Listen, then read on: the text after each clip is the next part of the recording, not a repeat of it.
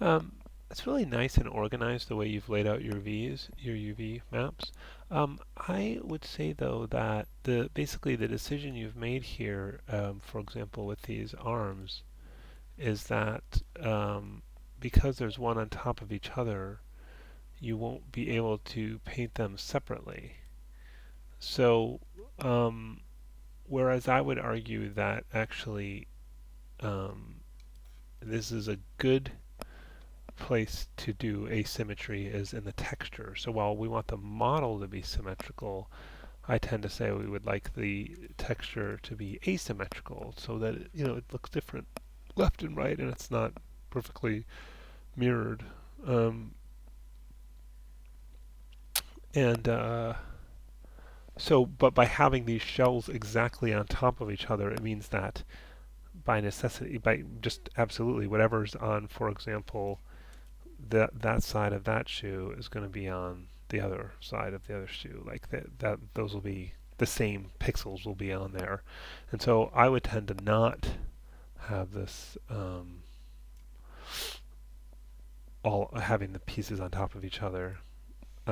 So you have the option to have a different texture on different sides. So I just did Control L, and then I just want to kind of go through and see if there's any things on here that could be uh, combined. Um, Again, because I felt like there's a few slots. I kind of thought it's interesting the way you're kind of moving in. I tend to kind of just follow one line, here. Like I'd be less likely to make these sort of jagged shapes. But I guess it's okay. But for example, a shape like this, I would tend to, for example, let's turn on symmetry right now. I would tend to cut there, Shift X, but then take this and then do move and sew, and then we'll need to and then we can take like this, oops, and move and sew those as well.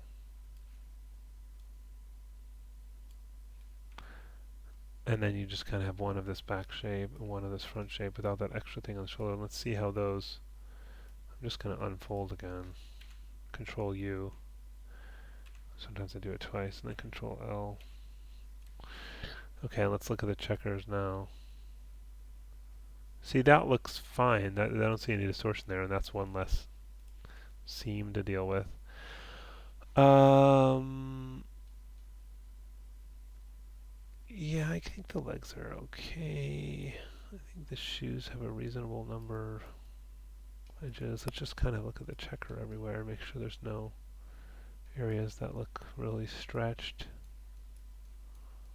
I'm just also wondering what all these little bits are. Like, what's that? Oh, the fingernails. Oh, okay. Alright, well, that's gonna be separate. Um, and that's okay inside of the mouth and stuff.